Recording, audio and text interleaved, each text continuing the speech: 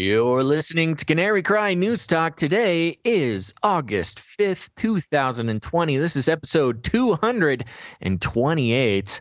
And today, do as thou wilt. And you know me, I'm your best buddy, Basil.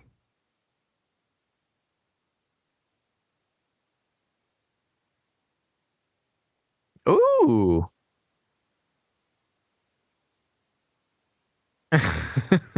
You know what? In my household, every day is underwear day.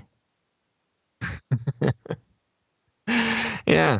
So how about who proclaimed it National Underwear Day? What's the history of this? Uh-oh. Uh-oh. Yep, I'm looking at the chat. Gons, mic off. Gons is gone. No Gons. Gons, mic off. Can't hear Gons. Can't gear Gons. Gons muted. We can't hear Gons. Okay, guys, I get it. I see it. I see it. We're fixing it. Don't worry. We're working on it.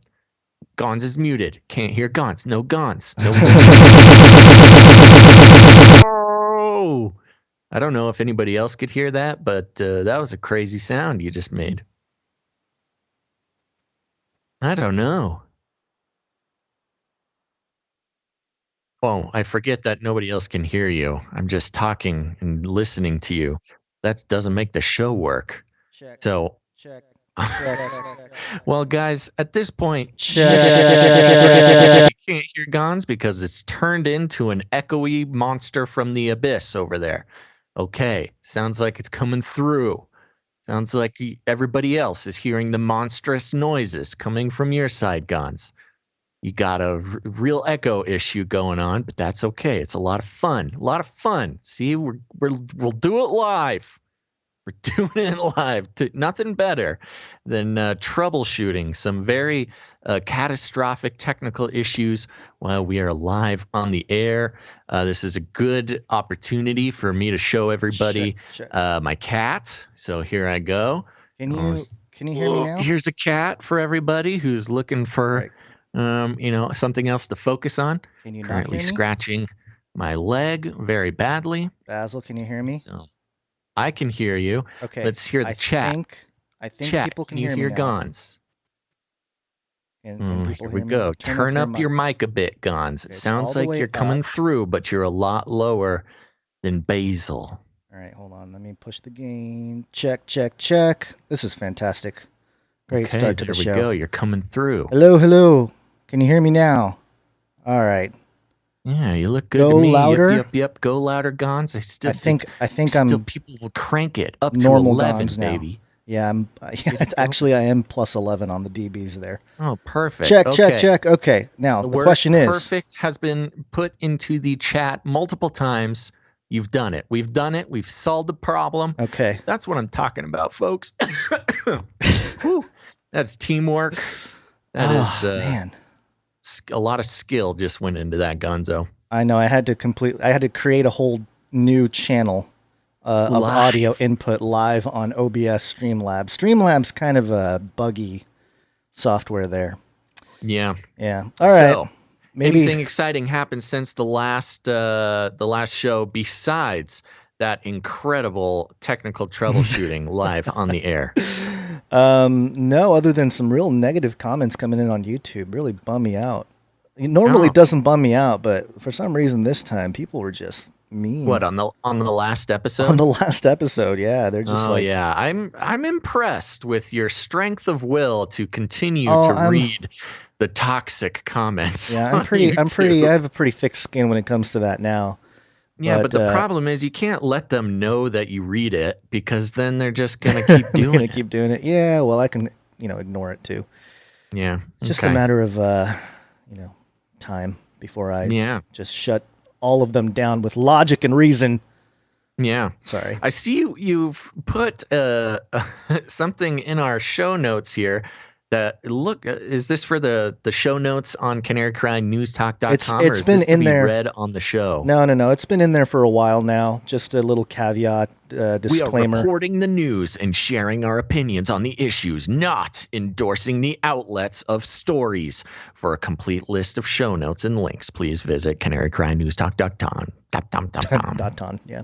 Yep. Yeah. That's a true statement. All right. Good. Well, should we just get into it, or did you have Let's do something it. to say about National Underwear Day? No, I don't. Okay. I'm realizing that the whole National Underwear Day conversation was just me talking into It's just the you talking abyss. about underwear. Just you in silence, and then all of a sudden, I'm wearing underwear.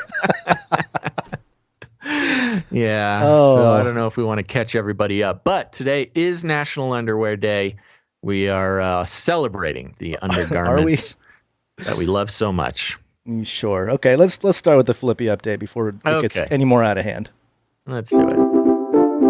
Flippy update. Do you want fries with that? Okay, here we go. This is from Richmond.com. Watch now. So we got a nice video. Researchers test. I've got a pop up. There we go. Test drive new virus killing robot prototype at Daily Planet Health Services in Richmond. And you got a nice video there you can play while I read this amazing article that goes, a four-wheeled robot's mechanical arm hovered over ultraviolet light over the surface of a chair in an office at the Daily Planet Health Services this past weekend. The weekend provided the real-world test drive of a semi-autonomous robot that researchers call Dingo. A University of Virginia robotics professor and fellow researchers envisioned one day the prototype will be used in airports, grocery stores, train stations, and other locations to kill viruses on surfaces. Tomonari Furukawa, a professor of mechanical and aerospace engineering at the University of Virginia, said having robots rove around decontaminating surfaces would lessen the risk of having human workers conducting manual cleanings of an infected area. Furukawa said researchers have been focusing their efforts on how to disinfect healthcare centers where the coronavirus is likely found. Part of the space at the Daily Planet on West Grace Street in downtown Richmond. It's used during the week as a COVID-19 testing center. Quote, but on the other hand, the need for decontamination exists everywhere, Furukawa said during an interview Monday at the Daily Planet. We have to start also customizing the robot not only for the healthcare environment, but also other places. Elizabeth Rourke, president of the Daily Planet's board of directors, said she had heard that the researchers needed to find a testing location for the robot. Quote, because of COVID, a lot of the larger healthcare systems, they're operating 24/7, Rourke said. I knew that while we operate 5 days a week, they could come here. They could have extended time in the clinical setting to do their testing. Dean Conte, one of the researchers developing the robot, said it was built by 8 students at Virginia Tech, where Furukawa taught robotics prior to becoming a professor at UVA. Quote, we can only test so much in a garage in Blacksburg, so we went to their COVID testing center at Daily Planet, said Conte, who is a graduate student at Virginia Tech. So we were in a real center where they do COVID tests. So we wanted to see just what the room looked like, what obstacles there would be, what challenges there might be from operating in a different room.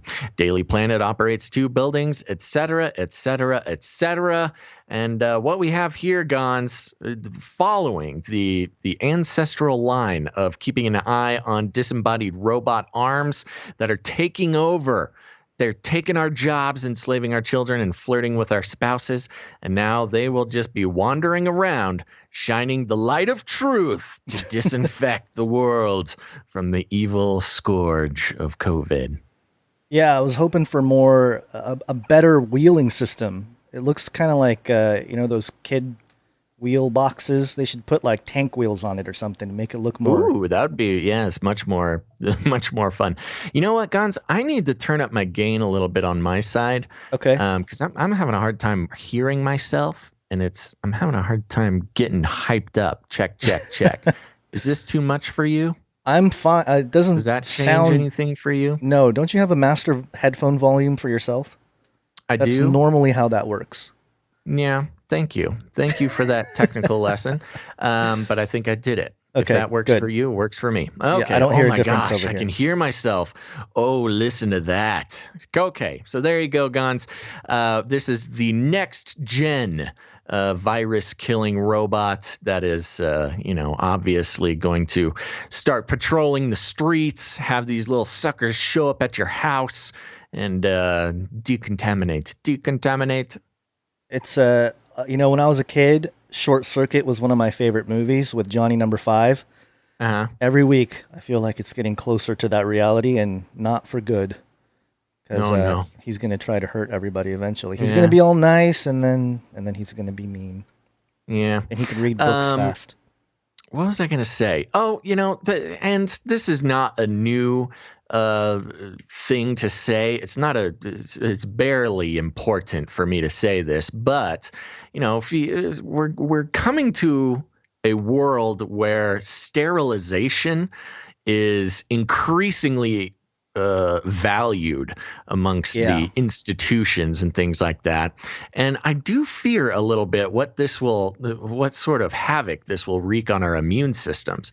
Suddenly, if there's no viruses whatsoever floating around, how will our bodies ever learn to fight for themselves? Yeah. Yep. Yeah. That's a lot of the sci-fi movies and stuff out there display a type of world, Andromeda Strain. What was the other one? Gattaca, a world where everyone's got to get super clean and no any kind of virus in any kind of situation. All flakes of yourself can be DNA tested, so you can't leave a trail of any kind of human hair or anything around. It's just the scientific dictatorship coming to fruition here. Yeah, isn't that fun? Isn't that fun? Isn't that fun? Oh. All right, let's give some updates before we get into the big stories today. Quick updates here. We interrupt this broadcast to give you a brief update. By the end of this timely interruption, you will be thoroughly updated. Now, I don't know when this was published, but this was theatlantic.com, and the headline of this, I guess it's an article, it's "The COVID-19 crisis requires long and short-term planning. This supercomputer can do both." Ooh. Yeah, the supercomputer wasn't supposed to be in use until 2021, but the Fugaku, like everyone else, had to change its plans when COVID-19 swept the world. The Fugaku is a supercomputer in development at Riken, Japan's leading research institute, in collaboration with Fujitsu. Riken has pioneered innovation in science for more than a century, employing more than 3,000 people in Japan and overseas. Funded by the Japanese government, the institute has produced Nobel Prizes, groundbreaking scientific technology, and effective collaborations with research and business partners. Global mission. The Fugaku, global mission. The Fugaku is one of the institute's most recent breakthroughs. It was recently ranked the fastest supercomputer in the world, able to perform 415 quadrillion computations per second. But despite those striking statistics, quote, "We're not shooting for glory," says Dr. Matsuoka Satoshi. Dr. Satoshi. Oh my gosh, Yeah, we found him. For those of you wondering what we're screaming about, the creator of Bitcoin is the anonymous Satoshi Nakamoto, or allegedly a group or individual. This man just happens to have the supercomputer scientist. It happens to be Dr. Satoshi. The director, actually. The director of Riken's Center for Computational Sciences. Rather, the Fugaku is designed to be accessible to users from a variety of disciplines and institutions, rather than highly specialized. So there you go. Japan's, moving forward with some of their supercomputing capabilities to tackle COVID-19. And the article goes on. It's very interesting because it talks about how society is never going to be the same, and we have to account for all the different changes that are going to take place to all of society, and the supercomputer is going to help us solve all those problems. So yeah, and it's an interesting combination too when you consider that so many changes, during the explosion of AI and supercomputing it's been going on for a few years, but really has hit its peak here in the past 8 months, and is projected to continue obviously into the future. Yeah. But now the risk of COVID and COVID related, data points are going to be basically built into the core of a lot of these AI public utilities. AI is going to have control of so many things, and obviously controlled by supercomputers until we get the new fancy quantum computers in the mail. But if you think about the basis of artificial intelligence and how it's being applied to government programs, to public good type of situations, it's going to have COVID-based data points built in right from the beginning. And more than anything, when you talk about the new normal, it's one thing to have the government try to enforce some sort of new normal, socially, but it's an entirely different thing to have this quote unquote new normal built into the very fabrications of, the coding, the foundations of artificial intelligence and supercomputing that's more and more being applied to society in invisible ways, which is the crazy part. Yeah. You can't fight against the invisible hand of the algorithms that, if you do anything online, your life, and it's hard to explain this to people in a way that can fully be absorbed. I've had some conversations with various baby boomers in my life recently, and to really try to bring home the point that no, anything that you do on the internet and any device you use, all of that data is getting put into algorithms that are used to manipulate your behavior in one way or another, whether that's as innocent as advertising products that it thinks you might like, all the way down to guiding your behavior online and offline.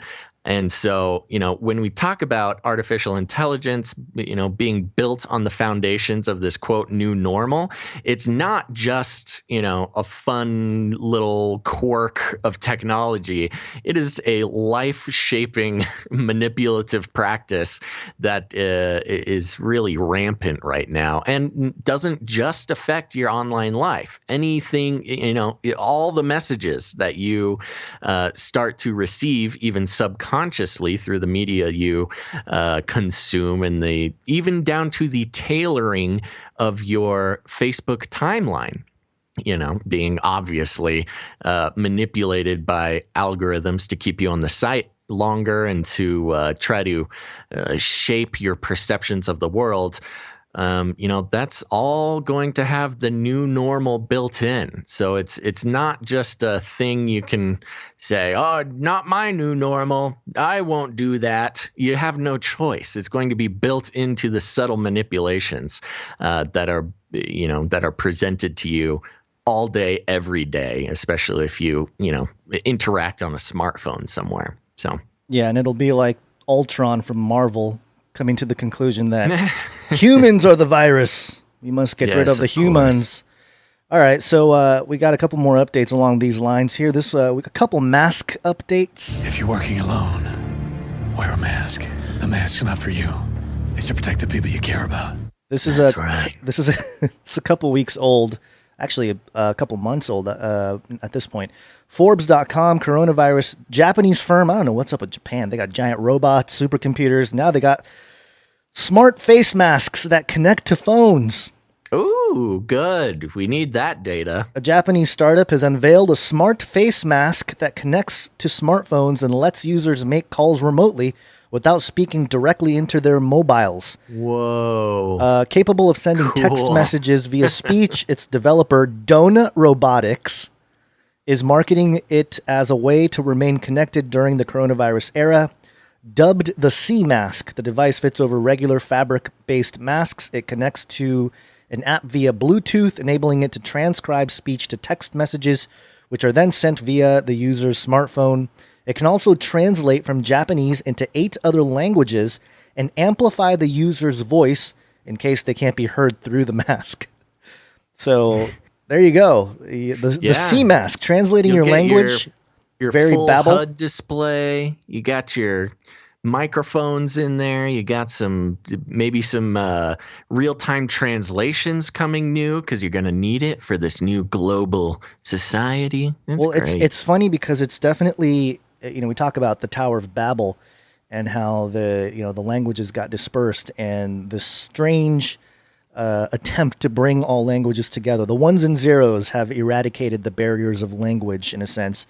So we're back at this Tower of Babel moment, and the computer, the technology that allows communication between people that don't speak the same language, very fascinating. And through the mask, put on the mask, and you can talk to other people.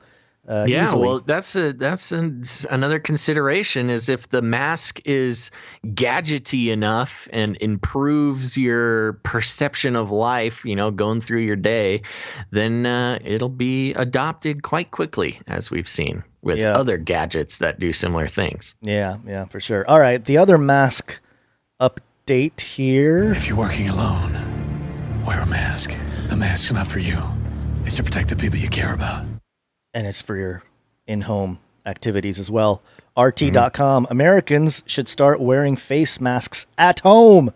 Dr. Deborah Birx says. Well, the big update is that Birx is saying this. I know. That's it. Yeah. Families sitting down to watch the evening news might soon have to wear face masks if the advice of the White House coronavirus advisor, Dr. Deborah Birx, is turned into a rule as America's disjointed war on COVID-19 continues. Birx was supposedly on Trump's side. Trump really liked her, but she's turned on him apparently, and now he tweeted out something mean about her. And I guess they're all part of the cabal, right? Yeah. Well, there you go. She can't stray too long from the official message. She tried, but she's been brought back into the fold. And there you go. You got to wear your mask at home. Yep. No kisses. Yep, no kisses. Barely hugs. Actually, no hugs. No hugging. Yeah, elbow touches is all you can do. And wear your mask while you're watching television at home because the television might give you Rona, Well, I know some people who would agree with you that the television is the biggest spreader of the COVID symptoms. So wear your goggles and masks at home watching TV. Oh yeah, what about the goggles? You gotta wear your full diving mask. It's gonna be people in their underwater deep dive suits while trying to eat dinner. How do I get this in my body? Okay. We got a 33 update as well. 33 is the number of completion of the Great War. And this was tweeted out by Ivanka Trump. And this was on August 4th, which was yesterday. Today, the Justice Department and I are announcing $35 million to 73 organizations in 33 states to provide safe plus stable housing to human trafficking survivors. Oh, wow. The coronavirus pandemic has made safe and supportive housing for survivors more important than ever. So, interesting play here. I'm sure this is a 14D chess, Basil. The 33 signaling, but also the stable, safe housing for human trafficking survivors, because they're taking down the network. One by one, nation by nation, they're all in line with the plan, and Ivanka Trump doing the signaling there with the 33 states. I don't know. Is that a counter 33? Or is that no bad way. guys? She's in it. She's in the club. She's in the club too. Yeah, another interesting little 33 update that I experienced was one of the videos. There are many videos of all different lengths, but the first video that I saw of the Beirut explosion was 33 seconds long. Ooh, yeah, very interesting. I know. So, speaking of the Beirut explosion, I think we just should get into it. Yeah. Let's do it. It will kill. Burn it all. And No. also, what is it? This one. Okay, everybody. Yes, we've seen the chat. We've seen it online. We've seen it everywhere. The Beirut explosion. I'm gonna we're gonna lay down a base level here with BBC.com, and then there's a lot more to get into. But we'll start here. Beirut explosion, port officials under house arrest as rescue efforts continue. A number of Beirut port officials are being placed under house arrest pending an investigation into Tuesday's huge explosion, Lebanon's government says. The blast killed at least 135 people and injured more than 4,000 others. A 2-week state of emergency has begun. President Michael Aoun said the blast was caused by 2,750 tons of ammonium nitrate stored unsafely in a warehouse. Customs Chief Badri Daher said his agency called for the chemical to be removed, but this did not happen. No kidding. Quote, "We leave it to the experts to determine the reasons," he said. Ammonium nitrate is used as a fertilizer in agriculture and as an explosive. Opening an emergency cabinet meeting on Wednesday, President Aoun said, quote, "No words can describe the horror that has hit Beirut last night, turning it into a disaster-stricken city." Specialists at the University of Sheffield in the UK estimate that the blast had about 1/10 of the explosive power of the atomic bomb dropped on the Japanese city of Hiroshima during World War II, and was, quote, "unquestionably one of the biggest non-nuclear explosions in history." Wow.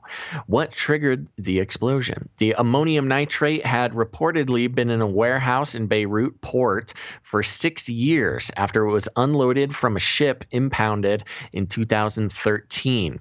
The head of Beirut port and the head of the customs authority both told the local media that they had written to the judiciary several times asking that the chemical be exported or sold on to ensure port safety.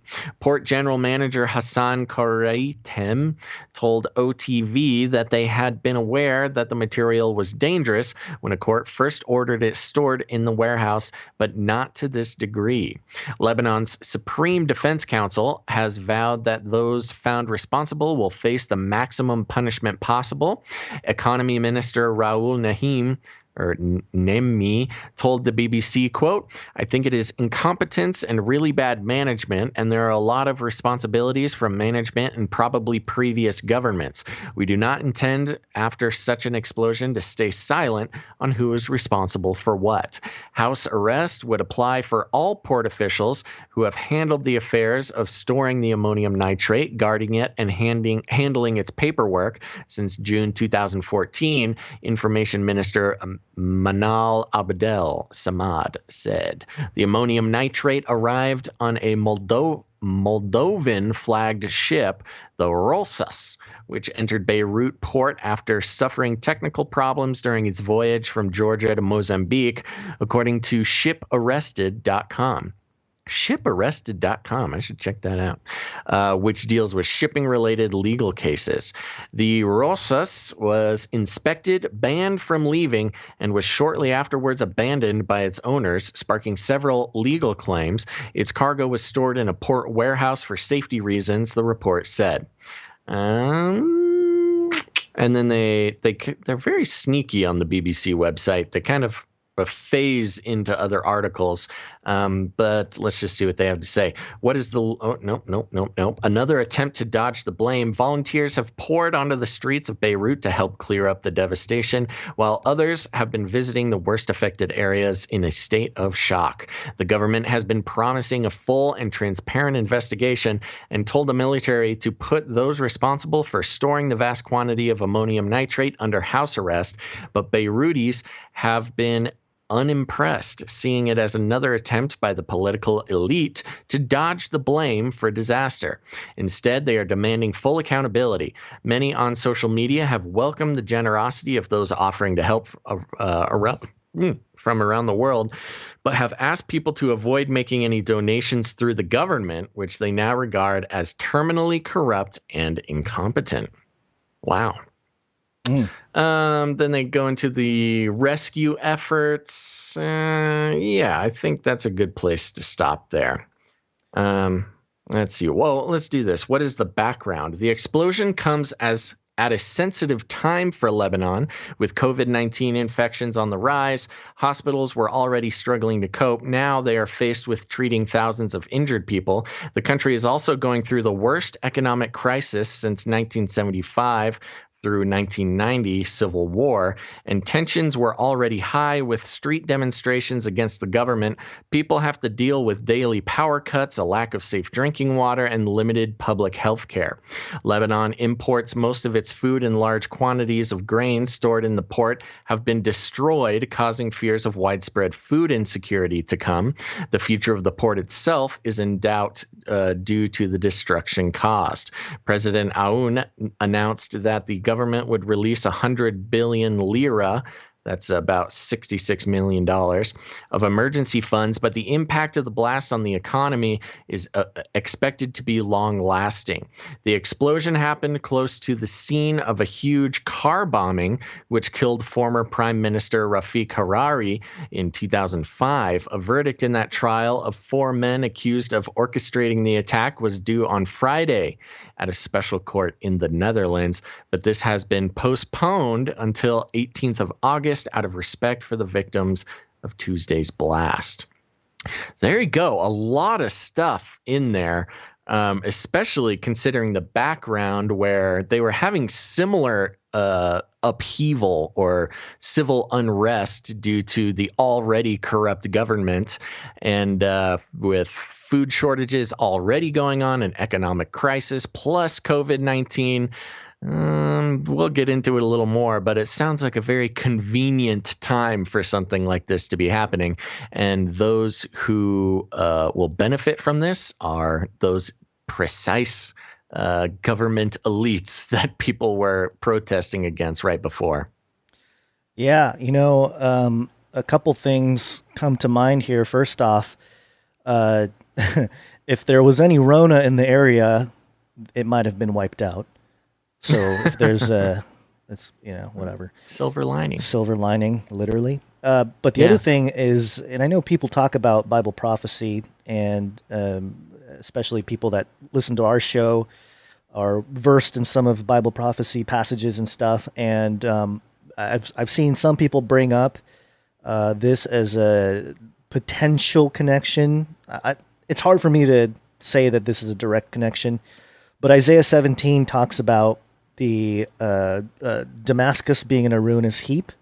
Isaiah 17:1, this is a burden against Damascus. Behold, Damascus is no longer a city. It has become a heap of ruins. That's the Berean Study Bible translation. And Damascus is about 60 miles from this port here.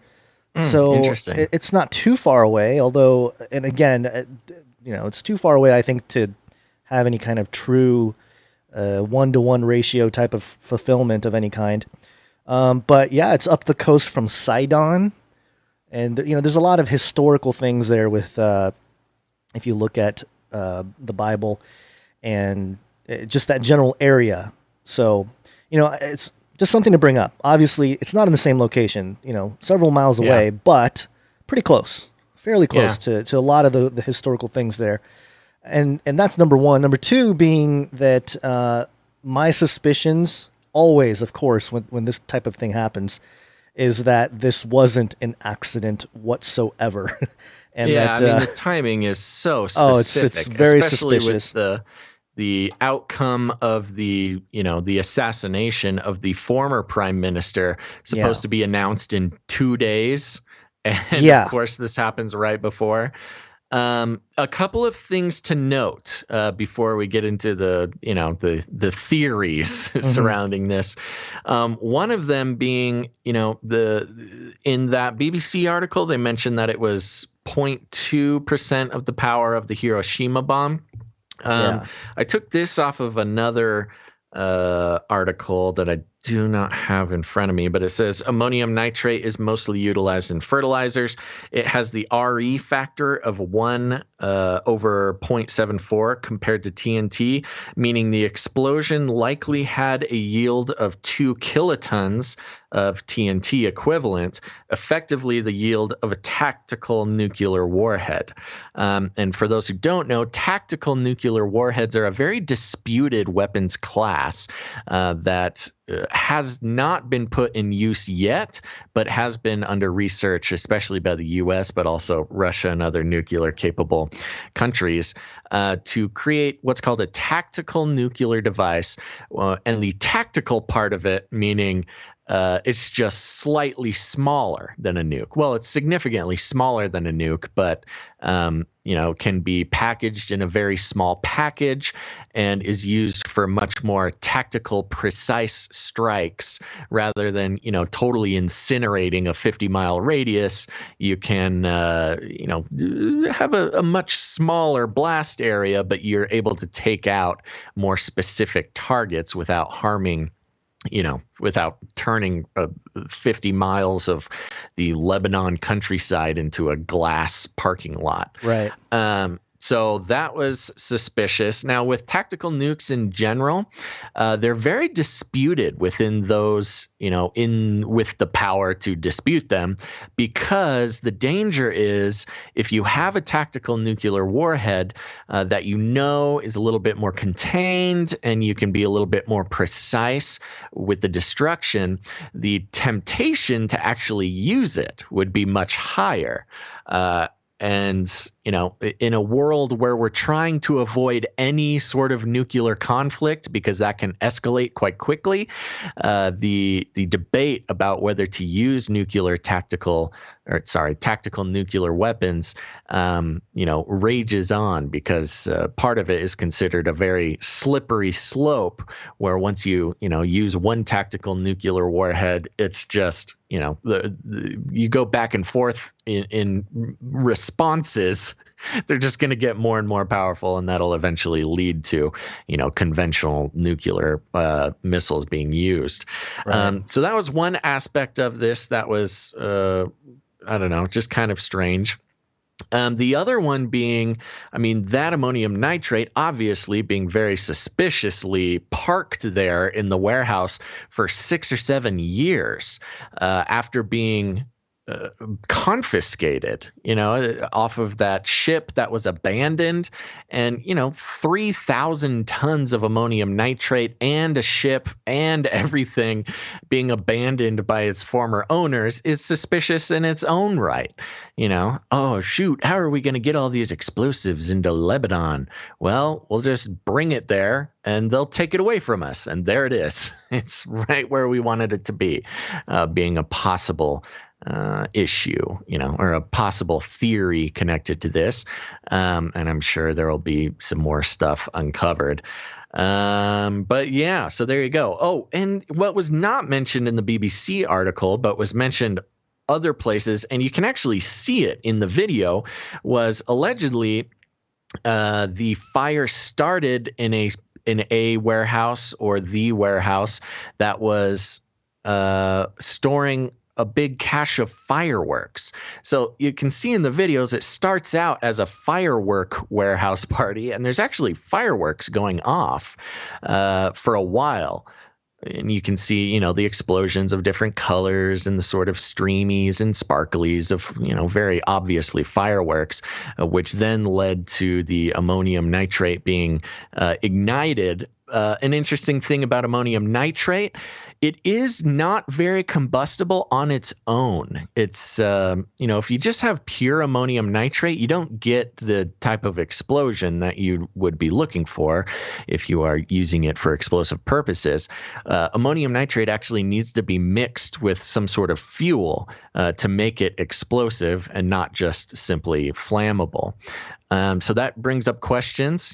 Did the ammonium nitrate get mixed with some sort of fuel in the firework fire, or was it pre-mixed in a way that, maybe that's why it was confiscated, because it was obviously for explosive purposes?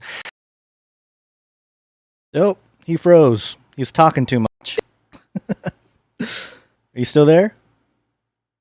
Uh-oh. Basil froze again. This is happening every single episode that we've done in the last, I don't know, a few weeks here, or a few episodes anyway. See if we can get him back. I don't know if he got completely kicked off or if he just froze because he froze. Basil, you there? Okay, nope, he's frozen. Oh, he's trying to call back now. Hold on. Bad. Hello? Hi. This is happening way too often. Yeah, it's usually when you go on long rants. Where did you lose me? I don't know, maybe 30 seconds ago. Well, what did I say? I What was the not last paying thing you attention heard? anymore. Oh my gosh. You were Well, going I on don't like know. point number 6 or something, and I was Did I preparing. talk about the ammonium nitrate and the You were. mixtures required? Yeah, you were. I think you were talking about that. Okay, give so me I'll back your finish it video. out real quick. Give me your video. Let me just finish it up. Okay, give me video. Oh, give you video. Yeah. Okay, I'll give you video. Here's some video. There he is. All Okay, resized. so shoot, I don't know where I got dropped off. But the point being that ammonium nitrate needs a mixture of some sort of fuel to become explosive in the way that we see it here, and whether or not that mixture, some other type of fuel had to get mixed in, or else we would not have seen that type of explosion. Whether or not the fireworks fire brought in, maybe contaminated the ammonium nitrate in the process of the fire, or it was pre-mixed and maybe that's why it was confiscated by the government. There's a lot of questions regarding where did the mixture of fuel into the ammonium nitrate happen to cause it to be the explosive weapon that it was. And then one last observation with the fireworks part of it was I just mentioned how I watched V for Vendetta the other day, which, there was some talk on the Canary Cry community about how V for Vendetta is chock full of Gnostic and mystery religion type of stuff. And I get that. It's a Hollywood movie. I'm not saying build a religion around it. I'm just saying I watched it and has some eerie connections to what's going on now. But within V for Vendetta, every time the guy, V, the main character, would blow something up, mostly government buildings, he would also set off fireworks within the explosion. Mm-hmm. So it had a weird connection to the movie that I just, went on a rant about before, mixing a very harmful explosion with fireworks as sort of a messaging in V for Vendetta's case, it was supposed to be a celebration of the destruction of government buildings. And it's just very odd to then have a giant explosion mixed with fireworks in one of the most explosive non-nuclear instances in history. Yep. And people were pointing out in the chat, and also should mention, it happened to be Barack Obama's birthday yesterday. August 4th, 1961. Well, that's not going to help anything. No, it's not. And also, just to add mystery to the whole thing, Hiroshima and Nagasaki, the nukes that were dropped in Japan 1945, August 6th and 9th. So something about this week seems to be a particular liking for those into some kind of numerological alignment with this type of event. Just to point out. Yeah, and you gotta know that the Lebanese people are definitely not buying this official story, given the mistrust of their government they already had, and the economic troubles, and everything, and coming up on the justice being served for the assassination of their previous prime minister, and suddenly this happens. It's right, and it's a suspicious time for the Lebanese people. And I think. I don't know if you read it in the article, but somebody, maybe it was the Lebanese, was the prime minister there? Somebody said that it was an attack. And also, President Trump also suggested that it was an attack.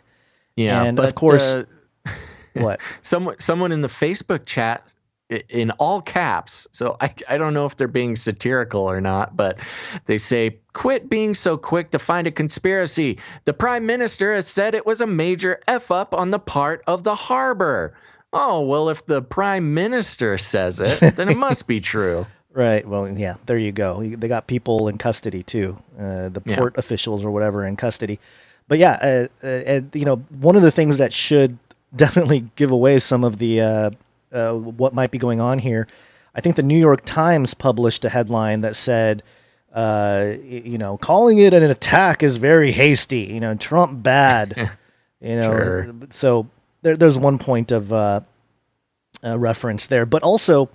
Yeah, let's get to the theory here that this was something of a directed energy weapon, and there are people showing the footage, and it's hard to say because if you slow down the footage, there's different angles and stuff. There is a large flash that seems to come in like a column right before the big explosion. But it could just be a firework, right? But that's the thing. There's a little bit of plausible deniability with fireworks there as a convenient thing to have been the reason for the fire to begin with.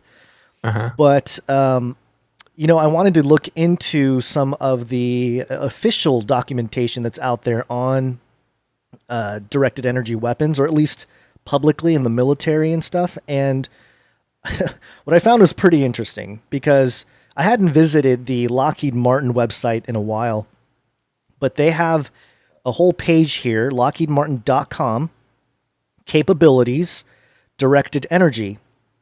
And the title of this little page here, New Age Threats Require New Age Defenses. And remember what Trump said, if I can find the jingle. Where is it? We will launch a new age! Right? So obviously, New Age threats, New Age defenses. Oh, we're gonna launch the New Age. We're launching the New Age, right? Okay, and on this website, again, this is Lockheed Martin. Directed energy technology has advanced from the lab and is now ready for the field. Laser weapons provide the advantage of speed, flexibility, precision, and lower cost per engagement that are only possible with lasers. Directed energy operates as a force multiplier, enabling the warfighter to counter a growing range of emerging threats. And here's the big one. Invisible detection, surprise engagement. And of course, the footage here is an airplane, just kind of shooting down the beam on a car. The car has no idea, and now you got a big old hole in the car from the directed energy weapon. But and that's sort of the public consumption of this type of technology, how it's used. But if we're talking about other higher up things on the firmament there, it's possible that they are very much capable of doing something like this, knowing that there's something of what was it, ammonium nitrate that's been sitting there allegedly for 6 years without any kind of protection or any plan to get rid of it next to a firework building or whatever. Just very, very convenient to have all of this there, and very easy to have somebody that's invisible, or a group of people invisibly engaging in some kind of attack where you can just heat up the area until it goes boom. The website here continues on. In the air, land, or sea, covert capabilities of the laser enable cause and effect without visual signs of detection. Ooh, wow. So, I mean, it's telling us right here on the Lockheed Martin site. Basically bragging how you can set off chaos and fires and explosions and nobody will know. Yeah, nobody will know, and you can do it without detection. Revolutionary technology, deep magazine, low cost per engagement, speed of light delivery, adaptive optics, beam control. Again, this is all the public stuff. Yeah. And so that when I think about what this possibly could be, we talked about weather weapons in the last episode and how weather warfare has probably been happening for a while now in terms of changing the atmosphere, changing storms, and even if it's not a direct control type of thing, at least to mess it up or at least change things to affect things. And now even the 9/11 attacks, people have been suspicious about, hey, was this some kind of directed energy weaponry? When you have cars on the streets right after the attacks, half the car is completely singed and the other half is totally fine. Right. what happened here? And if it wasn't some kind of directed energy situation. I was going to pull up the footage from 2001 where a reporter, maybe it was a little later, maybe it was like 2002, there was a reporter that asked, I think it was the Secretary of Defense at the time, if they had these weapons, these advanced weaponry that could have been used or deployed for 9/11, and he kind of looked very uncomfortable, like, "Oh yeah, we're still in the stages of development, and we wouldn't unleash that type of technology without knowing its capabilities," and da da da. He kind of danced around it. Right. But interesting to think back to, because those were the days when, at the very least, these journalists can ask like legitimate questions, or what appear to be a little more legitimate questions than today. And today, you're just not going to get that kind of anything in any kind of press conference with a president or any kind of political leader. But just keeping in mind that this is a very capable type of technology, and could very well be responsible for what we saw in Beirut. And prayers out to those people that are without homes. 300,000 people homeless, and I think it's under 100 the death count, but I'm sure they're going to find more. And all that footage, and this is the other thing that's really fascinating about this event, is that there's a lot of footage all over the internet. Yeah, it kind of reminded me of 9/11, much less so. But you just happened to have a number of people with cameras pointing in that direction. Now, of course, 20 years later, 19 years later, many more cameras everybody has, and so there is angles on angles on angles of this stuff. Oops, sorry about that. Yeah. Do you got the bride one? That one was very interesting, just as an artistic thing to show here. Yeah, I'll get to it. This is the after. I'm showing the aftermath. It's very apocalyptic. I mean, just literally any kind of apocalyptic movie. If they're planning on filming it, they should just go to Beirut and film it. Because I mean, they have it here, the real life thing. Yeah, it's pretty wild. Yeah, just cars flipped over, the whole deal. Let me try to find the bride one. But go ahead. You were saying something else there about. Oh, I don't remember. Cameras. Yeah, no. Oh, the camera. Yeah, I mean, it's just surprising how many angles of the actual explosion there were. But now, you keep in mind that there was a big fire beforehand, so it makes sense people were busting out their cameras to film it. Well, that's the thing. That's what's weird, though. Like it's almost like egging people to film it. Like have this fire burst out, egg people to, what's going on? What's going on? Well, I think people, I mean, in general, people are going to film it. If there's a giant fire, you're going to film it if you can see it.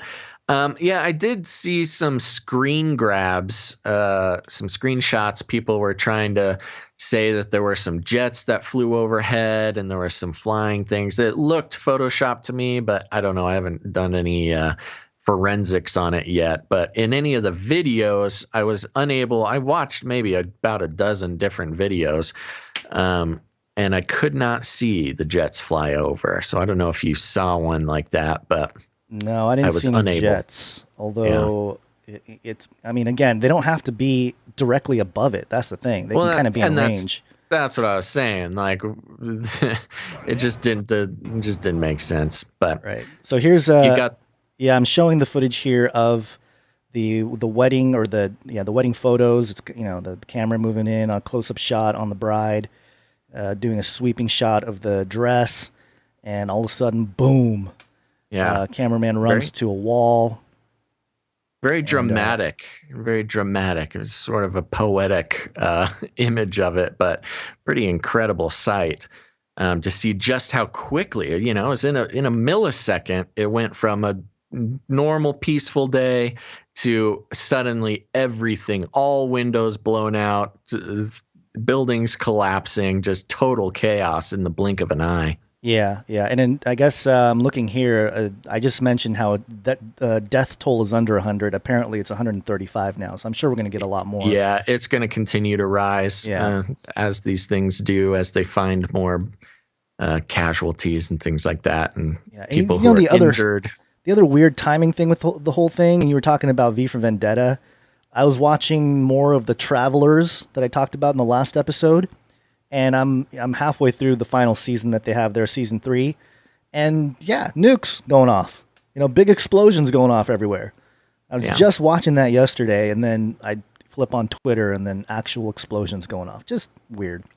Yeah. But so that's kind of the theory here that again, no hard evidence, and that's the thing. You can't have hard evidence that it was a directed energy weapon. That's the whole point. That's the whole point.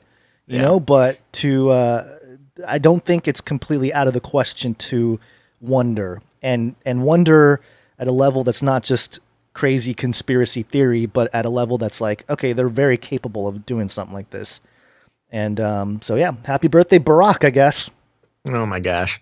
All right. Well, sounds good. Given the timing we have today, Gon, should we take a little break? Let's do a quick break, and we got a couple more stories. Break time. Break time! Come on, take a break. All right, everybody, don't go anywhere. We're just going to take a quick break to thank some of our producers and followers. But after the break, we've got some COVID psyop talk, some more dealing with conspiracy theorists. What is the word I'm looking for? Literature going out to the masses. Also, a little update on the TikTok issue, obviously a big national security issue. And then if we get to it, we might have to save the George Floyd stuff till Friday, depending on what the time looks like. But we'll go quick here and make it work. All right. You ready? Yep, let's do it. New Twitchers. New Twitchers. Here we go. Big thank you to the people who follow us on Twitch. Because we request it and it helps us out more than following us on YouTube or any other place.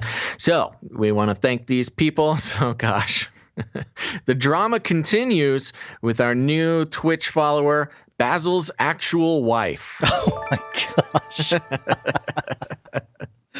Oh, wow. People just the making never-ending soap opera that is the Twitch I like chat. how you kind of stay out of it too. You let them. You're like this evil genius that allows people to kill each other. I'm doing a show. I'm working. I can't engage with such madness while I'm working. Yes. So Basil's actual wife. Wow, I did not know. I don't know who you are, but they thanks just for said being that's here. right, honey, in the chat. Oh gosh. It's and just kind of to give some context for those who don't watch live, we still have thousands of people who listen to the podcast version. Yeah. So when in the Twitch chat, it's not just the fight over my heart and my my wedded bliss, physical property. Yes. That happens every show. Of course, that also happens. But, of course, we have William Steele. We got Creepy Uncle Joe. We got Jeff Bezos RFID chips for sale. We have a lot of famous people who follow us on Twitch. And I love it because every show in the Twitch chat, it's like, everybody's playing the role of their name. Flippy Bots cooking people burgers all show. Bill Gates keeps trying to sell everybody vaccines. It's a whole nother experience, a whole nother layer. It's like a gamified role-playing layer that happens right underneath the show. That is, it can be quite distracting at times, but it's fun. Oh gosh, Jay Vela, one of our talented artist producers, says Basil can't have any scandals. You never know; he might want to run for mayor or governor one day. Can't have scandals. That's right. People are gonna pull up the Canary Cry chat. You had multiple wives at one point. Yes, and of course, William Steele talking about how he's going to go steal more jewels. Okay, moving on to thank more people. Dayun's lover. Okay, thanks for following us. We got Expat in Palawan. Ooh, cool. iFisher. iFisher Surrender Radio. Interesting. Thanks for being here. Condley. That's right. Shoefly. I am Wilst. Okay. Or Will Street? Wilst. Until he returns. Like it. It's a good name. Yeah. Let's see. I think that's the last one. I don't know. Did I read Limanzadegi? No, I don't know. There you go. I can't Thanks, keep up with these names. Limanzadegi and CM Orves, Comorve.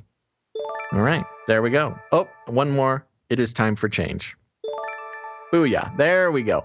Thank you to all of our new Twitch followers. It helps out quite a bit. And if you're not already doing it, we would request that more people watch live on Twitch. That helps us reach our goals and helps the algorithms quite a bit. A couple new followers just at the last second here. One's touched my Twitch. That's inappropriate. But thank you for following. And also, latest 1980. Is that first one name? Yes, that was a name. I wasn't sure. It was like a sentence. Okay. Now we want to take a second and thank our producers for this show. New producers coming in. And just to remind everybody, we go off of the value for value model, which means we made a commitment long ago not to consider the listeners of this show to be commodities for us to sell to advertising agencies to, line our own pockets that way. It's a very popular way to fund podcasts nowadays. But unfortunately, what it does is it motivates content creators and podcasters to consider their listeners as products that they can then turn around and sell to advertisers for their own personal gain. And we get it. You got to figure out how to pay the bills somehow. But considering you guys commodities and just a number that we can turn around and sell to an advertiser, we just couldn't get on board with that. The advertising model is part and parcel with a lot of the problems, not just with the internet, but with the world. Very manipulative way to have money change hands and consider other human beings, children of God, as a piece of property that you guys give us your trust, you give us your attention, and to turn around and sell that to somebody else just seems wrong. So what we do is we do the value for value model, where we put out the show, we do it often, and we do it well, and then you have the opportunity to put some value back into the show if you are getting any value out of what we do. And not only does it help feed Gonza's kids and help feed my cats, but it also lets us know that we're creating some actual value in this world, which feels pretty good. And so you have an opportunity to take some ownership, because this is the real world, folks. If you help support the show financially, you're not just a donor, you are a producer of the show. This is real life, okay? We ain't playing no board game here. We're not just some kids who are I don't know what I'm getting at here. We're not LARPing. This is the real world. So thank you very much to our new producers. And first, I'm going to start over here on patreon.com/CCNT for Canary Cry News Talk, patreon.com/CCNT. And we got a nice, generous new producer, but their Patreon name is literally blank. Like, there's no letters or words at all. I don't know how that's possible. I don't know what's going on. It's mysterious. It's very mysterious. It's the most mysterious thing I've ever seen. I have no name to attach to this producer, but we have an anonymous producer. Thank you very much for your generosity and helping out the show. It means a lot. And then over on patreon.com/Canary Cry Radio, as of 2 seconds ago, there was no new producers over there. I'm going to refresh it real quick. But here's the thing. Patreon.com/CCNT is the easiest way to join up and help us out and, become a producer, take some ownership over your own media consumption. But we also, a lot of people don't like Patreon. Patreon's kind of getting into some hot water recently as well. So a great option is to go to canarycryradio.com/support. canarycryradio.com/support. An observant person in the chat says, you need to help support the many wives of Basil. Oh no, we're gonna get in trouble. I know those guys.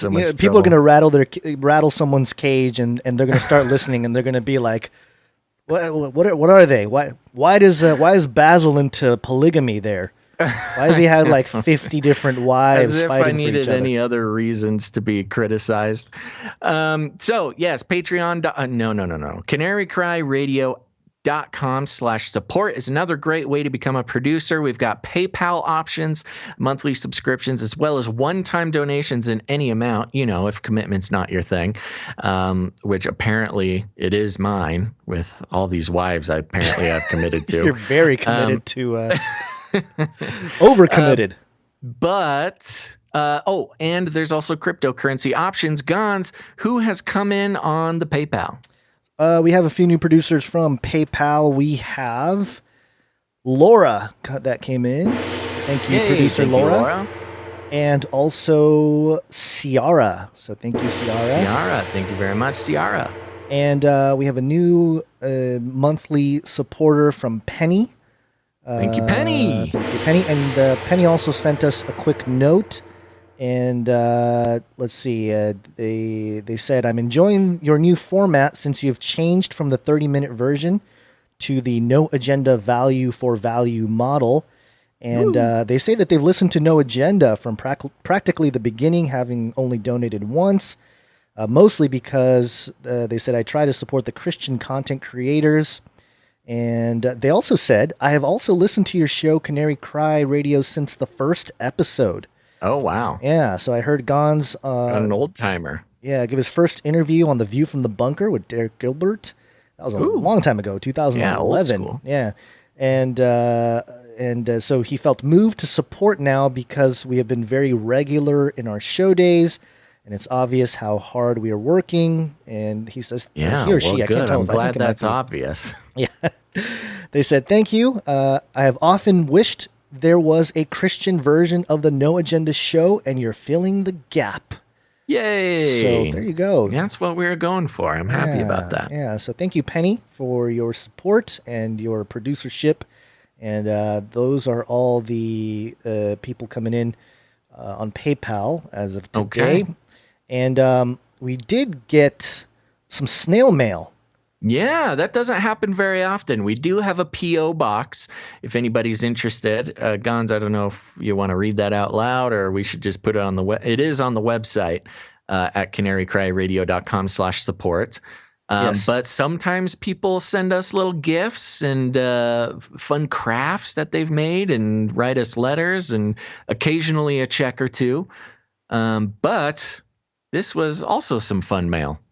Yeah, we got an envelope from Old Two Box. Yes, and, Old Two Box. I've seen them in the Twitch chat or the YouTube chat somewhere. Yeah. So they've been around. Yeah, and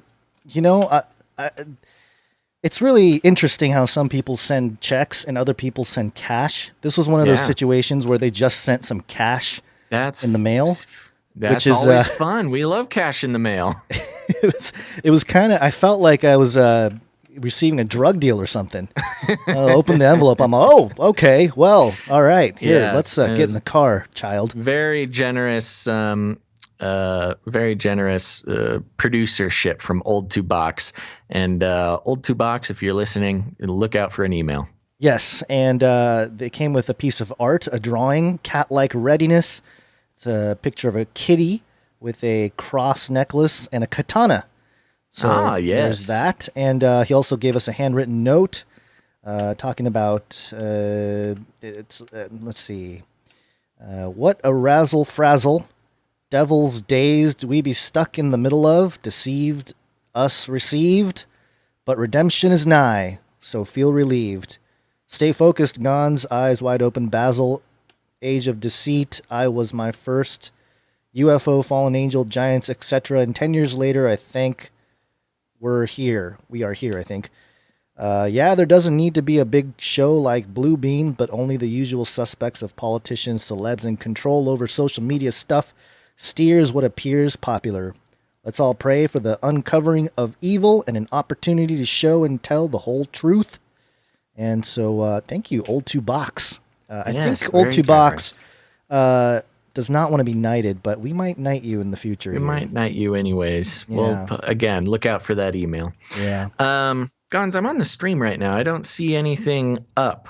We just got our very nice Yep. art. Yep. Okay, just Break checking. time. Break time. Just break checking. time. Oh, we don't have our faces on the break time? Well, I got to take off my mask, and you know, I wanted to give you an opportunity to clean off your googly eyes. Okay. You know? Yeah, sounds good. So now, if in case you're wondering, since we have to wrap this up, holy smokes, we also have other producers. There's other ways to produce the show. One way is creating art that we can show here on the live stream, also post in Facebook's feeds and the website and show notes and newsletters, all sorts of good stuff. And I think we can do a couple here, and we'll save a couple for next show. What do you say? I actually have all of them ready to go, so I mean we can just run through them real quick. Let's do it. So first we have Melting Man, and this was by Barbara. So thank you, Barbara. It looks like a hand-drawn. They're all hand-drawn, but pencil drawn human leaned over in kind of a crouch position, and their whole back is burning up. And I think and she sent us a message. The email. Yeah. You got the email there?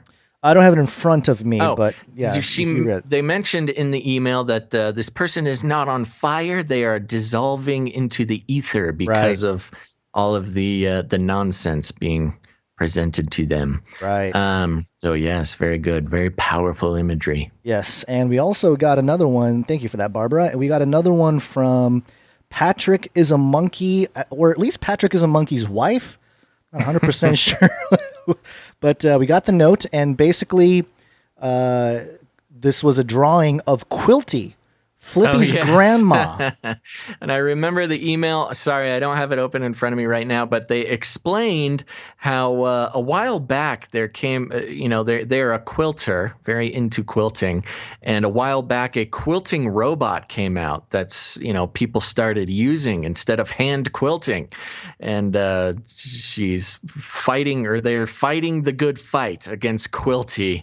Flippy's grandma is a computerized long arm quilting machine, and then so you've got a sewing machine, a grandma Flippy sewing machine making a quilt, and then over in the corner you've got little rascal Flippy who says he's social distancing from his grandma there.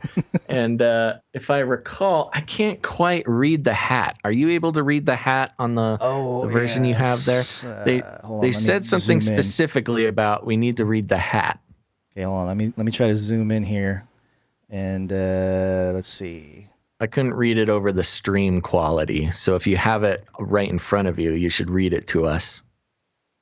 Science is truth. Science is truth. Okay, perfect. Flippy's a Fauci fan. Yeah. Oh, that's good. I enjoyed that very much. Thank you. Who is that again? That is Patrick is a Monkey's wife, I think. And they have another one we'll show in another episode here. We also got one from, of course, Allie. Sent us a bunch. Yes. We'll show this one here. This one is another Flippy one. Flippy in 2033. Ooh. And, yes. Very creepy. Super creepy. This was in reference to last episode where we reported on Ford's delivery robot with backwards knees, and the cat who was in a fire and got the cybernetic legs. Yeah. So we've got this creepy Flippy with 666 on his forehead. Ooh, Mark of the Beast Flippy. Yeah. And we've got the little cyborg cat on the table there. And then, of course, under the table is a real cat that looks very, very much like the new Monty 3 in the house here, attacking the spider. That was the one that gave you your spider bite last episode. Yeah. Also, this robot has a flippy hand. One of his hands is a one's a spatula. A spatula, yeah. So, got to look at the details. These hand-drawn pictures. They really get very good. I like it. And we did get a number of good pieces from Allie. We're going to save some for next episode, strictly for time reasons. But thank you very much, Allie. Yes, thank you, Allie. Always a pleasure. And one more here. Always good coming from Godspeed. This is another Canary Cry saga. Yes, the new Canary Cry comic book. Yes. This is great. Canary Cry Saga. He was once a samurai who chose to no longer serve his earthly master and chose to serve his heavenly master. There's great animation or illustration of Gons as a Ronin. It's Ronin Gons, a little speech bubble here. I'm no longer a slave to either man nor sin. I'm only a slave now to righteousness. Very cool. Very accurate body composition. Of course, yes. He's got the inhumanly muscular body, just like Gons in real life. Yes. He's very happy to finally have an accurate illustration.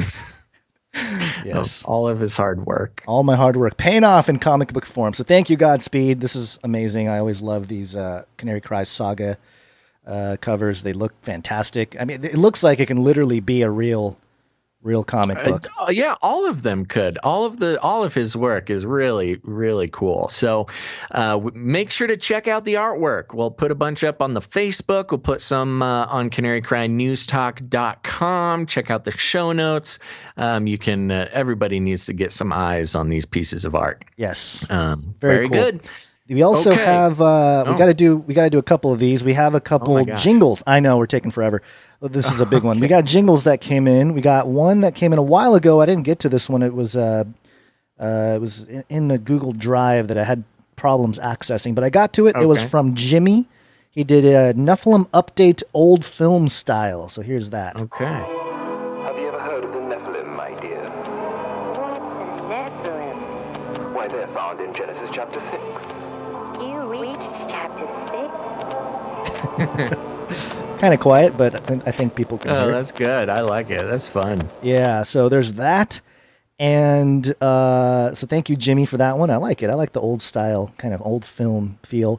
And then Jesse sent us the Googly Eyes theme. And this is a throwback for me. I don't know if you were around in the early 90s, Basil, listening to some hip-hop, but he took one of the old hip-hop classics and inserted a clip from you. And we have this masterpiece here. You got big googly eyes on. I like them round and big.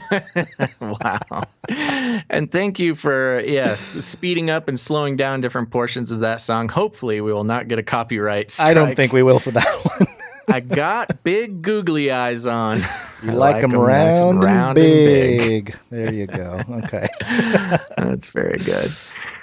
All right, that's it. Let's see. Real quick, before we jump back into the show, Annie Onimus in Twitch chat says their wife is going to make us some blankets, Gons. So we got to tell them our favorite colors. Send us an email. Email us at canarycryradio@gmail.com.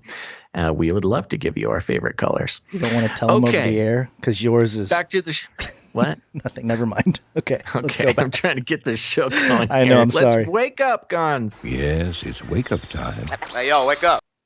Okay, we're going to start out here. We're just going to run pretty quickly through the next couple stories because, Gons, you've got to go somewhere. I'm over here on CNN.com, and the article is titled COVID-19 Conspiracy Theories, 6 Tips on How to Engage Anti-Vaxxers.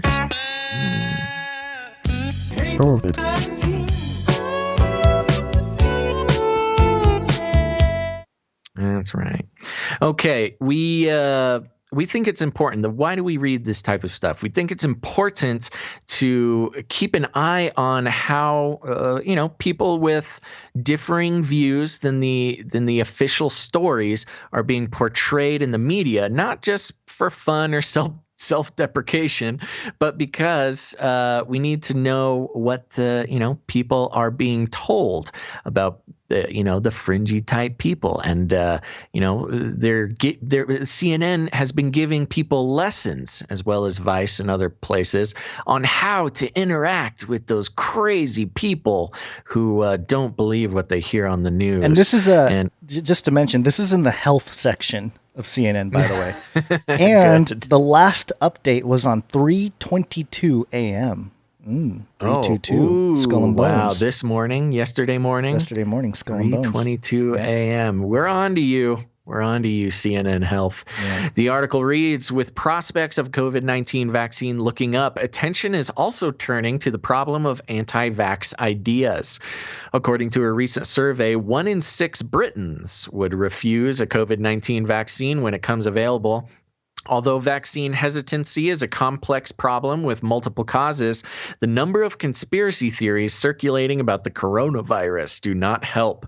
The fight against COVID-19 related conspiracy theories will be fought on multiple fronts. It requires a broad public health campaign and for social media companies to control the spread of disinformation. But all of us can play a part in this effort. Most people will know someone who has succumbed to conspiracy theories about the current crisis. We have succumbed. I have been researching conspiracy theories for over 2 decades and have spoken to many believers. Here are the 6 rules I use for talking to conspiracy theorists in the effort to change their mind. Here you go. Keep an eye out. See if you can spot anybody using these tactics on you. Acknowledge the scale of the task. Talking to people who endorse conspiracy theories is inherently difficult. Simply laying out evidence or pointing out logical contradictions in the conspiracist argument is seldom enough. Conspiracy theories are, by definition, irrefutable. I don't know about that, but okay. Okay. Lack of evidence of a conspiracy or positive proof against its existence is taken by believers as evidence of the craftiness of those behind the plot and their ability to dupe the public. So arm yourself with patience and be prepared to fail. Yes. Tip number 1, go ahead and fail.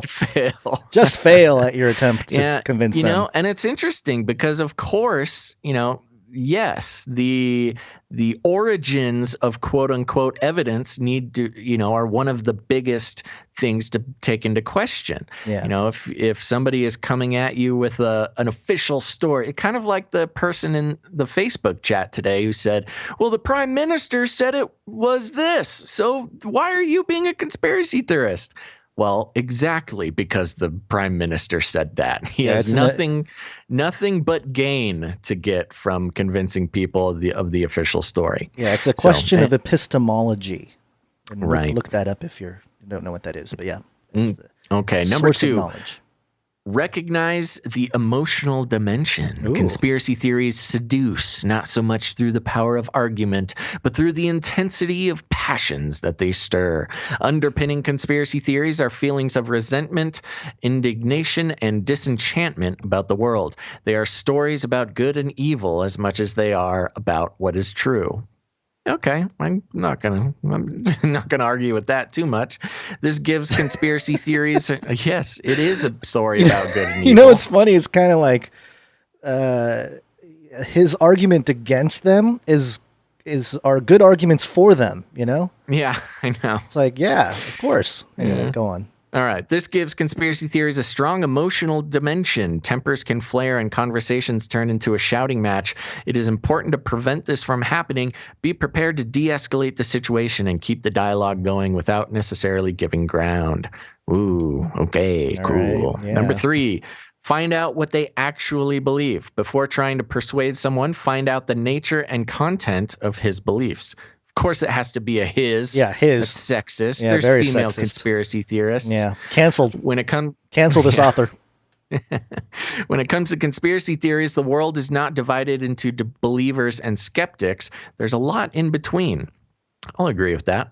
A minority of committed believers treat conspiracy theories as the literal truth and are particularly resistant to persuasion. Many others might not see themselves as believers, but are willing to accept that conspiracy theorists might be onto something and are at least asking the right questions. Establishing the precise nature and extent of someone's belief will enable you to better tailor your response. Also, try and find out what specific conspiracy theory they endorse. Is it 5G or Bill Gates that they think is behind the coronavirus, or both? What videos or sites have they looked at? Once you find out, gather as much disconfirming evidence as you can from credible sources, including multiple independent fact-checking websites. Okay. Yeah, this is not going to work for this person. No, it's not. Background research will help you focus the discussion on the substance of the claims. Never question someone's intelligence or moral sense, as this is the quickest way to end a conversation. That is true. Very, very insightful of you. Establish common ground. One of the main problems with conspiracy theories is that they are not confined to tinfoil hat-wearing kooks or political extremists. In times of crisis and uncertainty, they can contaminate the worldview of otherwise reasonable people. Oh, so they're admitting that we're reasonable. That's good to know. Conspiracy theories make reality seem less chaotic and tap into broader, often well-grounded concerns about the world, such as the concentration of financial and political power. Yeah. Mass surveillance. Yeah. Inequality or lack of political transparency. Yeah, of course. Okay, great. So when talking about conspiracy theories, start by acknowledging these broader concerns and restrict your discussion to whether conspiracy theories can provide an adequate or meaningful answer. Okay, I feel like I would do okay in a conversation with somebody using these tactics so far.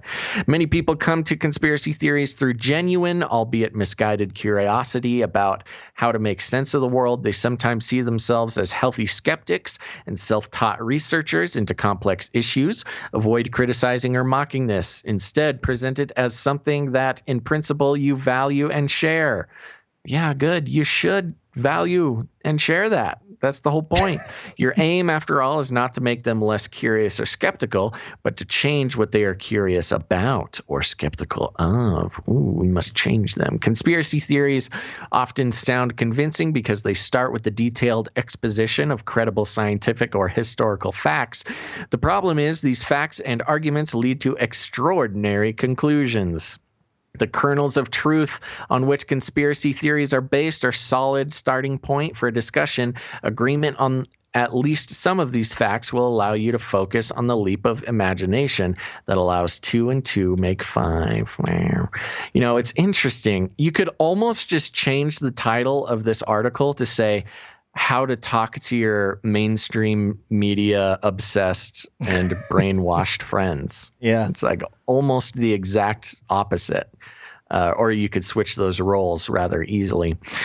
Number 5, challenge the facts, value their argument. Debunking conspiracy theories requires 2-pronged approach. The first involves challenging evidence and its origins. Again, that's what we would do if talking to a non-conspiracy person. Address specific claims and discuss what constitutes a credible source. Okay, check. Offer to look at the evidence together, including on fact-checking websites. Okay. Yeah. If you are talking to a staunch believer, so sexist. Yeah. He probably won't even engage with you on this, but if he has not yet fallen down the rabbit hole, he might. And this might lead him to start questioning his views. Come on. I'm sorry, all of our female listeners. You're being taken for granted here. The second approach involves throughout history. Conspiracy theories have come up short. What? There's also some historical conspiracy theories that continually prove themselves to be true. But a lot of history is built on conspiracies. It's not like we were talking about Jeffrey Epstein in 2015 being called crazy. But moving on. For instance, the longstanding claims by AIDS denialists that antiretroviral drugs are more harmful than HIV were not only disproven, but they contributed to hundreds of thousands of deaths in sub-Saharan Africa. More recent and similarly baseless theories about the polio vaccine causing sterility directly led to the disease resurging in Nigeria, Pakistan, and Afghanistan. I don't know if that has anything to do with, and also, okay, there's just too much to get into here. COVID-19 related claims are in the same genre. Setting these conspiracy theories in their historical context can demonstrate that they offer nothing new and don't ask the right questions about the pandemic and its causes. This might just encourage the person to direct their curiosity and skepticism to a more worthwhile concerns. Yeah, because, you know, getting the truth about a global pandemic and the cause and origin of the disease is not a worthwhile concern, apparently. Okay, last one, 6. Finally, be realistic. There is, of course, no guarantee that this advice will be effective. There are no incontestable arguments or fail-proof strategies that will always convert a conspiracy theorists to skepticism. I don't like this dichotomy they're setting up of conspiracy theorist to skepticism, because I think inherently conspiracy theorists are skeptics at their very core. They're just not skeptics of the same thing you're skeptical of. Yeah. Conspiracy theorists are skeptical of absolute authority of other human beings in communicating the truth when they have like CNN. So much gain to, so much to gain by, having you not be skeptical of their story. Continuing. Therefore, set realistic expectations. The aim of talking to a conspiracy theorist is not to convert them, thank you, but to sow doubt about an argument and hopefully enable them to gradually build up resistance to its seductive appeal. So there you go, Gons. There's your 6 tips to talking to a MSM brain. Their definition of conspiracy theorist, this is what always happens with these mainstream outlets. They just generalize everybody. And I know they tried to kind of address it, like find out what kind of conspiracy theorist your person you're talking to is. But in general, there's this broad stroke being made that if you believe that, the JFK story isn't true or that vaccines aren't legitimate, then you must also believe that aliens built the pyramids and just everything is just one big question, one big crazy, and that's just not the case. And so it's just the same strategy. It's a straw man strategy it is is what it is. Oh, if you don't believe the official story about the Beirut explosion, you must think that, Trump is a lizard person, right? Which I'm not saying he's not. But to assume that the same person would believe both things just because they believe one is a logical fallacy. And so they're teaching people to operate on logical fallacies to try to convince people. Well, the funny thing too is that you can use the tactics suggested here and question everything about this post. Like the author of the post, the outlet, and especially recently, people are less trustworthy of an outlet like CNN. And just in general, you can use all of this against them, and you will have probably a better argument for what they label conspiracy theorists are suggesting. Believe your TV. Yeah, believe your TV, believe your authority. And I was looking at some of these links that they were connecting it to. They were conversation article. Yeah, they got their own rabbit hole of a web of confusion. And it's the same. It was another article written by the same author, I think. The senior lecturer in psychology, the Open University, Jovan Byford, I think is the author of this article. So he's just linking to his old articles, hey, like this or, example or that example. It's So he's obviously showing his own, he has a lot to gain by having you check out his other articles that he's written, so he can get paid more by CNN to continue linking a web of his own articles. Right. So, I don't know, man. Anyways, there you go. Keep an eye out for it. That's what they're saying about you folks. Yeah. And it plays into be that. Skeptical. Yeah, be skeptical of the skeptics. And, we do it on this show all the time. A lot of times there are conspiracies floating around. And disinfo and misinfo in the conspiracy world is a big risk. You gotta get in there, dig in, and figure out which conspiracy theories have some legitimacy and which ones are crafted or misrepresented in order for a lot of different things, whether it's to see who they can get to jump on the crazy train or to use to discredit the community. Right. There's something called the COINTELPRO, which is an operation, a real operation that took place, and I believe still takes place, to discredit anybody who is questioning the official narrative. And the way they do that is they basically get someone to the conspiracy theorist. And my video on YouTube got deleted for it. was the whole George Floyd thing, and people, on Twitter and social media saying, "Hey, I looked at the footage. The guy in the footage doesn't have a chest tattoo. Look at that." And all the evidence being used was like the most grainy, footage that you can find of and there was very clear footage that showed, no, he did have the chest tattoo.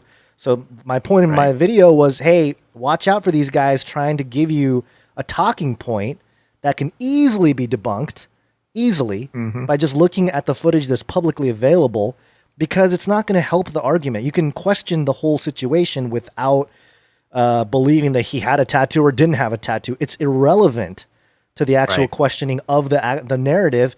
But if you're going to be taken off into this direction of, hey, he didn't have a chest tattoo, well, a skeptical person is going to go look at the footage and say, it's pretty clear he had the chest tattoo. You're crazy. You're a crazy conspiracy theorist. And it's a way to discredit those who would be appealed or those who would tend to question things. It takes them off the hunt. It's like a distraction.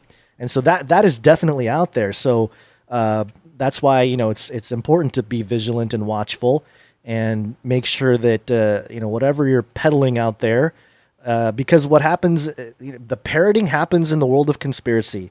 I was talking back and forth with somebody in the comments on the YouTube channel recently who was a big QAnon guy, and he was just parroting everything that the QAnon people that are out there making podcasts and YouTube videos, just parroting everything. And it's like, well, you're, and I'll think for yourself. It's about consciousness and the pineal gland and all this stuff. It's like, what, we haven't heard about this for years? I mean, come up with something new if you're going to try to, tear down the person that believes in Jesus. But anyway, getting on my high horse there, and Sky Scourge Broadcasting is bringing up the Smith-Mundt Act. Oh, yeah. That was repealed during the Obama administration. Yeah, the Modernization Act. Literally making it legal for propaganda. So, I mean, it's legal for the government to lie to its people. So, I mean, just the fact that, the Obama administration repealed the act that, not to say that the government never lied before this. Right. It's just different when they are breaking the law versus, it's totally legal to completely lie to your citizens. And there you go. Yeah. That's a good talking point to bring up whenever, you have one of these people, CNN people, trying to talk you out of believing in a conspiracy theory. It's like, well, look at this Smith-Mundt Act. It came out. Smith-Mundt. Or it was restricting propaganda. Yeah. And it was repealed to allow legally the government to lie to its people. Right. So what about that? How can you believe anything that comes from the government? What's interesting too is that if Trump had an opportunity or has had an opportunity to reverse that, but he hasn't, because I think he's used it to his advantage in many different ways, and I think he's because you can spin disinformation for what allegedly will be for a positive effect, right? At least that's what the some of the pro-Trumpers will tell you. Machiavellian the Machiavellian the Prince, right? Which is a favored book by every politician. Yeah, teaching you, the basics of you say whatever you need to say to get elected, and then you do whatever you have to do once you're there. And positive propaganda. Right. Yeah. Okay. Well, what do you think on your timing, Guns? Do we want to save the rest for next show? Yeah. I think that's a good place to stop if we want to save it. Wednesdays are going to have to be a little shorter, or we're just going to have to start earlier, Basil. I know that's. We'll try our best. So yeah, we'll just let everybody know that Wednesdays might end up being a little shorter unless we can figure some things out and start earlier. So keep that in mind. But thanks for being here, everybody. We're getting time. We're saving a story about the real story going on with TikTok and its attempted ongoing purchase dealings with Microsoft to take over the American business end of that. And then there was some, of course, the new George Floyd body cam footage. We've got some breakdown down and talking to do about that as well. So make sure to be back here on Friday. We'll be talking about that stuff sometime between noon and 5 p.m. Pacific Standard Time. Make sure to turn on notifications. Follow us on Twitch at twitch.tv/Canary Cry Radio. If nothing else, you need it as a backup because, sometimes the notifications just don't get there through YouTube or wherever else you're looking for them. Right. I want to do a big old thank you to our producers. We couldn't do the show without you. We're on that value for value model, baby. Thank you, Blank. Thank you, Laura, Sierra, Penny. Thank you, New Two Box. Was that the name? New Two Box? Old Two Box. Yeah. Opposite. Complete opposite. Yeah. Old Two Box. Thank you very much.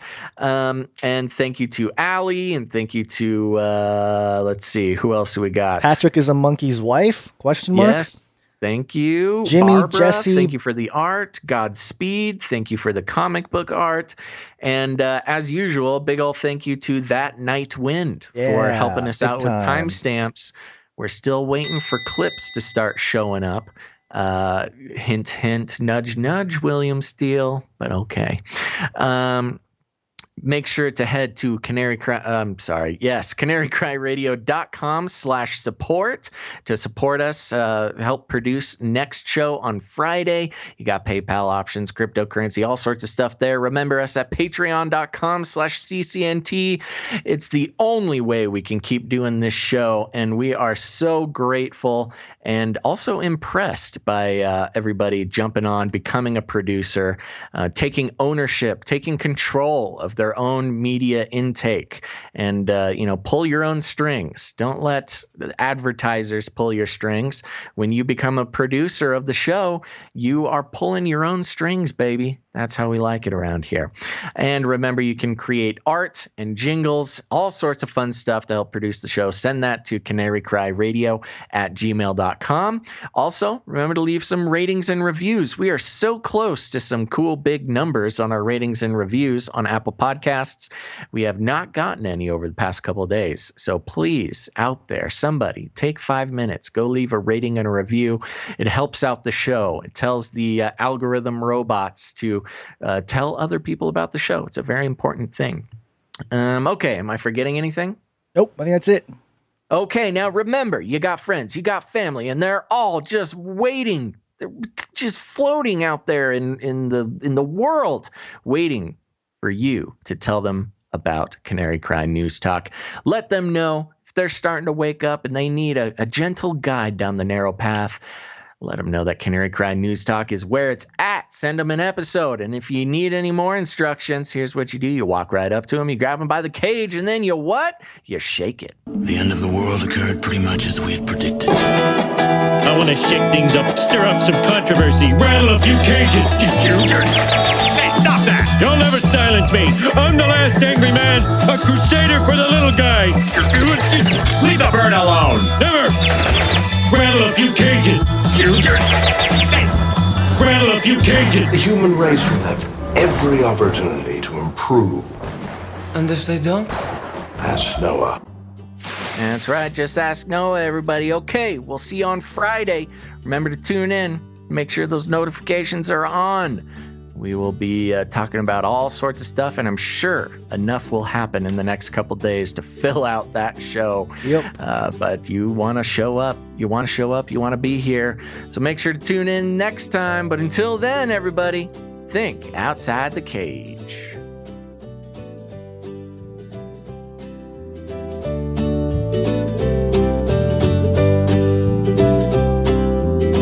I tried to tell you!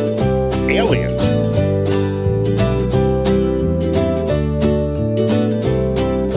We will launch a new age.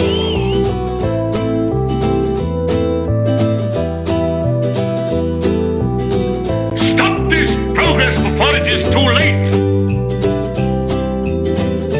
I'll keep you warm and safe in my people zoo. Canaries in a cage.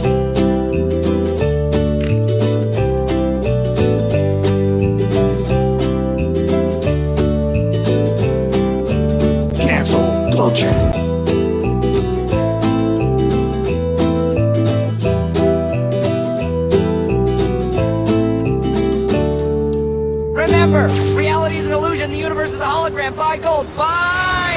wanna shake things up, shake things up. I wanna shake things up, shake things up. Leave the bird alone. I wanna stir up some controversy. I wanna rattle a few cages. I wanna rattle a few cages. I'm the last angry man. You'll never silence me. I'm the last angry man. I'm the last angry man. You'll never silence me. I'm the last angry man. A crusader for the little guy. Little guy. Little guy. Well, we'll see about that. Whatever, Illuminati. In the future, humans will be confined in a people's zoo. People, I'll keep you safe and warm. In my people's zoo. I'll keep you safe and warm now. In my people's zoo. You, yeah, you. In my people's zoo. I'll keep the cameras on.